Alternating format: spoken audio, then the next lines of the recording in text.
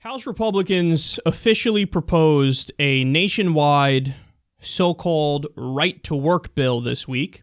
Reporter David Jamieson explains here. House Republicans introduced a bill that would institute right-to-work policies in the entire country if it became law, delivering a severe blow to the labor movement.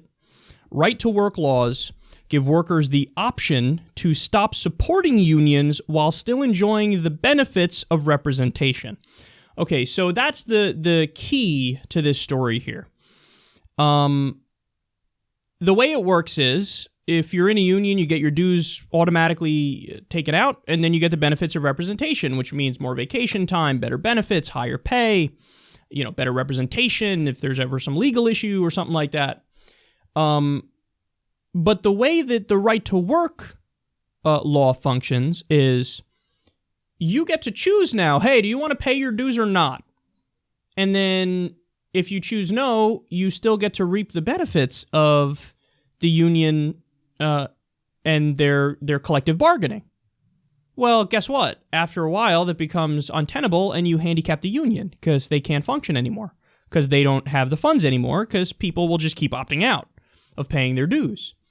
So it is a backdoor way to handicap the unions. You can't say we are going to ban unions because that would be unconstitutional, that would be illegal, and you just can't do it. So they go, okay, how do we find a way? It's similar to Trump's Muslim ban. Oh, he called Rudy Giuliani and say, how do I legally do a Muslim ban? So you can't just say, I'm going to ban Muslims. That's wildly unconstitutional. You can't do that. So you have to find a way to do it to make it legal. Okay, let's ban it from these 7 poor Muslim nations, many of which we're bombing. And see, we didn't do Saudi Arabia, so rich people who are in the oil business with us, they could still come here, obviously. But, poor people from Yemen and Syria and Iran, no, we're not going to let you come here. So it was effectively a Muslim ban. This is effectively a way to handicap the unions. Again, another example of a sleazy Republican trick is the TRAP laws. Targeted Restriction of Abortion Procedure. That's what it stands for. So what they do is they say, no, we're not trying to ban abortion. We're just trying to regulate abortion clinics effectively to make them safer. Then what do?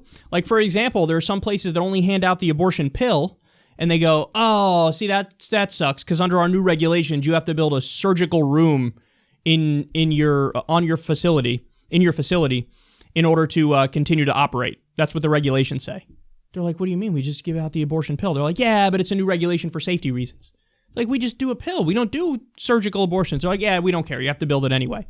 So it's a way to try to ban abortion without writing out, we are going to ban abortion, because that's not allowed.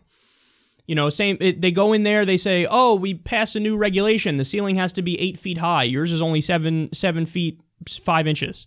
So now you got to redo the whole facility or shut down. Like, well, that's crazy. What's the purpose of that regulation? There is none. But we just made it like that, and now you're going to have to shut down, aren't you? Mission accomplished. Same thing here. Oh, right to work is what we're going to call it. It's not right to work. As Tom Hartman says, it's right to work for less. Because what's the effect of this? Right to work states are 3.2% lower on average when it comes to wages than in non-right to work states. So you understand that, right? You handicap the unions, then pay drops, wages drop 3.2%.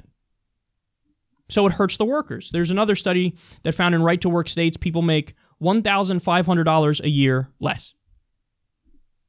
So look, it's not a question. It's empirical. Okay, where do workers do better? Do they do better when where there are unions, or where there's not unions? Where there's, no laws restricting unions, or where you restrict the unions? The answer is in. We know. Where there are unions and when there's no laws restricting these unions, people make more money and they do better, which means a higher quality of living. So the Republicans are not looking out for you. The Republicans are looking out for management. The Republicans are looking out for their corporate buddies, the CEOs, the executives, the owners. That's who they meet with at the country club. They're not the party of the working man. They never were. Get that crazy idea out of your head and understand that this may sound good in theory up front, because what will they tell you? Well, what do you mean? You just don't have to pay the union dues. Isn't that good? It's already the case. If you want to opt out of a union, you can opt out of a union. That's fine. That's already the case. Under federal law, that's what it is. But what they're doing here is saying, oh, you don't have to pay your union dues and you can get the benefits of representation. And then eventually you handicap the union. It goes under. and then, management's in a better place, ownership's in a better place, and they pay you less for the same work. So they're coming to screw you. You need to know it. It's a horrible idea, and don't buy the framing and the marketing. Right to work. No, jackass. It's right to work for less, because that's what happens. People make less money when we implement your shitty policies.